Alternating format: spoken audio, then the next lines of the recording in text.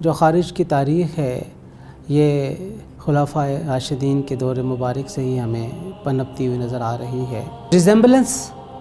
آج کے خارجین کی اور ماضی کے خارجین کی بنیادی طور پہ یہی ہے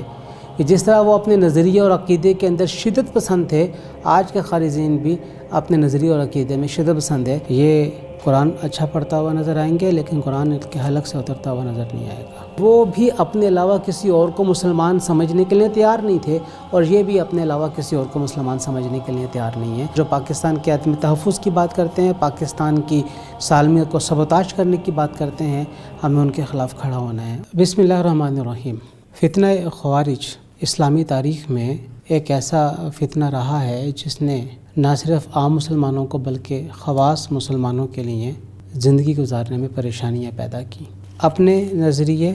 اپنی فکر، اپنی سوچ میں یہ عام مسلمانوں سے بہت حد تک جدا نظر آتے ہیں۔ یہ اس بات کے پرچارک ہوتے ہیں کہ ہم جو کام بھی کرتے ہیں وہ اللہ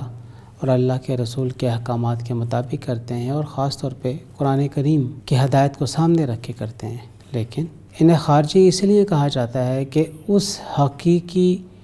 روح سے یہ نکلے ہوتے ہیں جو اسلام اپنے ماننے والوں کے لیے پیش کرتا ہے۔ جو خارج کی تاریخ ہے یہ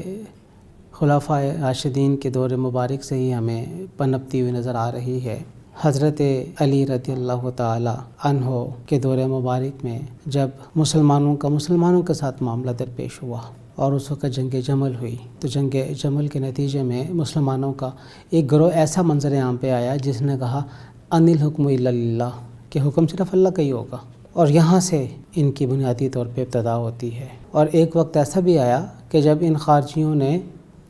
بہت زیادہ طاقت پکڑ لی اور ریاست کے اندر اور جو خلافت کا اس وقت معاملات تھے اس میں عام لوگوں کو بہت زیادہ نقصان پہنچایا، خواص کا نقصان پہنچایا، صحابہ کرام کو شہید کیا گیا، ان خارجیوں نے کیا۔ اور یہ خارجی اپنے علاوہ کسی اور کو نہ تو مسلمان سمجھنے کے لیے تیار اور نہ ہی اپنے نظریات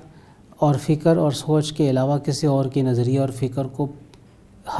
حتیٰ کہ سمجھنے کے لیے تیار نہیں نظر آتے تھے بالکل بھی قطعاً۔ تو ریزمبلنس آج کے خارجین کی اور ماضی کے خارجین کی بنیادی طور پہ یہی ہے کہ جس طرح وہ اپنے نظریے اور عقیدے کے اندر شدت پسند تھے، آج کے خارجین بھی اپنے نظریے اور عقیدے میں شدت پسند ہے۔ اور دوسری بنیادی وجہ یہ ہے کہ وہ بھی اپنے علاوہ کسی اور کو مسلمان سمجھنے کے لیے تیار نہیں تھے اور یہ بھی اپنے علاوہ کسی اور کو مسلمان سمجھنے کے لیے تیار نہیں ہیں۔ تو بنیادی بیس جو بنتی ہے وہ نظریے اور عقیدے اور مذہب کی بنتی ہے، جس کی بنیاد کے اوپر انہیں ان کے ساتھ ریزمبل کیا جا رہا ہے، جوڑا جا رہا ہے۔ جہاں تک ان کی علامات اور ان کی نشانیاں ہیں، یہ قرآن اچھا پڑھتا ہوا نظر آئیں گے لیکن قرآن کے حلق سے اترتا ہوا نظر نہیں آئے گا۔ اپنے بود و باش کے اعتبار سے یہ عمومی مسلمانوں سے بہتر نظر آئیں گے، لیکن نہ عقیدے کے اعتبار سے اور نہ عمل کے اعتبار سے یہ کسی بھی مقام پر پلیس کیے جا سکتے ہیں۔ اسلام میں بنیادی معاملہ عقیدے کا ہے، عمل تو بات کی بات ہے، اور عقیدے کی بنیاد کے اوپر ہی کسی بھی شخص کے مسلمان یا غیر مسلم ہونے کا، مومن یا غیر مومن ہونے کا معیار ہے۔ اس اعتبار سے اگر دیکھا جائے تو خارجین کو اور جو خارجین ہونے کے ناطے سے فتنہ کا باعث بنتے ہیں انہیں اسلام سے خارج قرار دیا گیا ہے۔ یہ قرآن کریم کی آیات مبارکہ کو بطور حکم پیش کرنے کی کوشش کرتے ہیں، قرآن کریم کو بار بار باتوں کے اندر لے کر آتے ہیں، لیکن قرآن کریم ان کے حلق سے نیچے نہیں اترتا، یا قرآن کریم کی جو حقیقت اور حقیقی روح ہے، ان کا عمل، ان کا نظریہ اس حقیقی روح سے